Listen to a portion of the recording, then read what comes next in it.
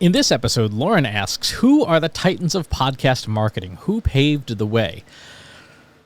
Well, gosh, this is dusting off the historical archives. Who paved the way? The way was paved initially by Dave Weiner. So Dave Weiner was a software developer who worked at Harvard. I believe it was Harvard Berkman Center. He and Chris Lydon created the RSS feed and the first sort of audio, downloadable audio subscriptions through RSS feeds. That effectively was podcasting. The first podcast that I can remember would be Doug Kay's podcast, IT Conversations, which was eventually became part of the Conversations Network, and that was for like 10 years.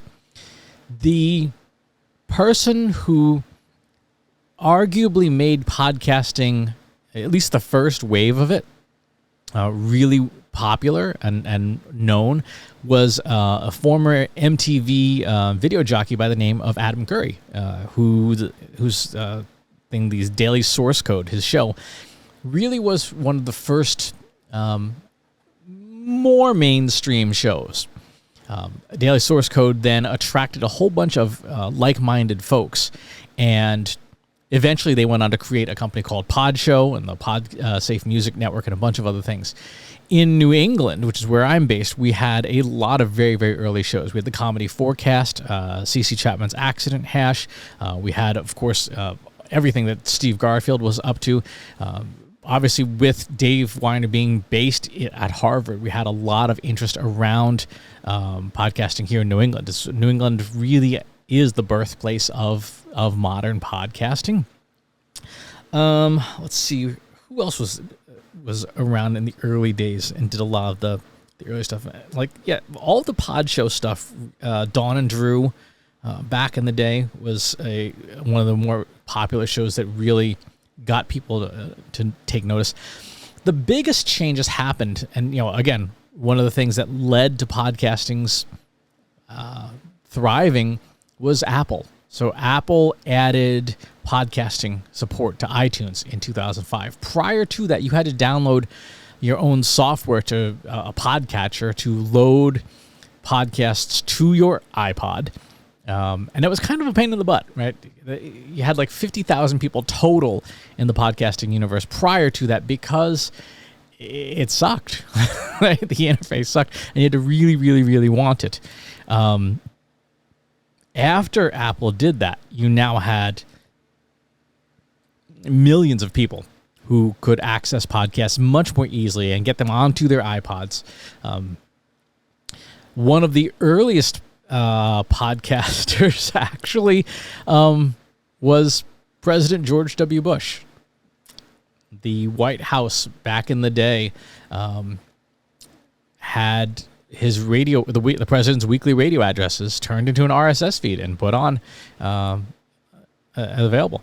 In 2006, I and a friend of mine, Chris Brogan, went to Bar Camp, which was a developers conference in May of that year, and then we liked that format so much that we created an event called PodCamp. Same general unconference idea where you would just show up and self-organize a conference with a bunch of friends. We had planned for like 50 people to show up at Bunker Hill Community College, and 300 people showed up, which was really awkward.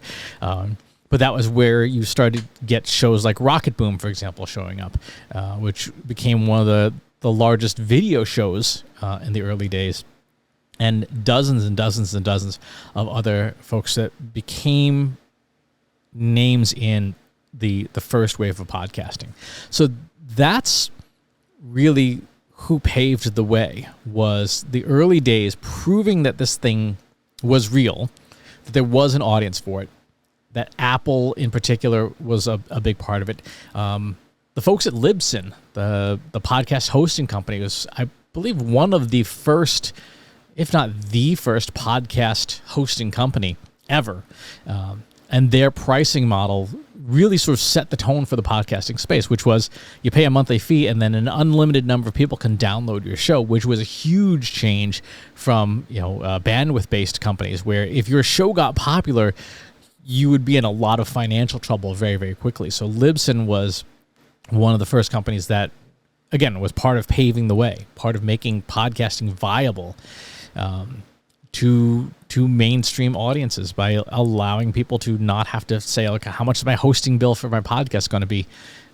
Bear in mind, this is well before AWS, well before Google Cloud, well before any of these cloud computing companies. So at the time, that was revolutionary, right? To say, like, I don't have to pay for the bandwidth that my podcast uses, just pay for the hosting of it. And that continues to this day. It's one of the reasons why I stick with Libsyn for all the different shows that I'm a part of. Then I want to say at the end of the first wave, the second and the early second wave, you had stuff like Adam Carolla got into podcasting, was a big name for a hot minute. Ricky Gervais, the comedian, was in there in the second wave. And in the third wave is where you really saw podcast adoption really kick off. So that was when you had the NPRs really kick things up. Was it 2014, 2015? Was This American Life when they debuted Serial, right? The first season of Serial. That was probably one of the biggest shots in the arm for podcasting in the third wave, right? 2014, 2015 to 2019. That put podcasting as a form of media that people wanted to consume, right? There was a show. Prior to that, most shows were literally serials. There wasn't this concept of seasons. Serial made the concept of the season of the podcast really popular, right? And now you see many shows doing that, season 1, season 2, season 3 of this show or that show. Up until then, you were just cranking out episodes, and people tuned in. They got on the ride whenever they got on. And so that really is the sort of the third wave, and really where we are today. The pandemic dramatically increased, I think, podcast audience, listenership and stuff in many ways, because for a year, more than a year, people didn't really leave their homes very much, right? And so consuming all sorts of digital media in every incarnation was really popular. And that's where we are today, right? Where podcasting is now a mature medium where lots and lots of people tune in, millions of people around the world. There are something like 2 million different podcasts, literally 2 million different shows out there now. So it's a very, very different landscape than it used to be. But that's who in the early days helped make this thing happen. So, good question. Fun walk down memory lane. If you like this video, go ahead and hit that subscribe button.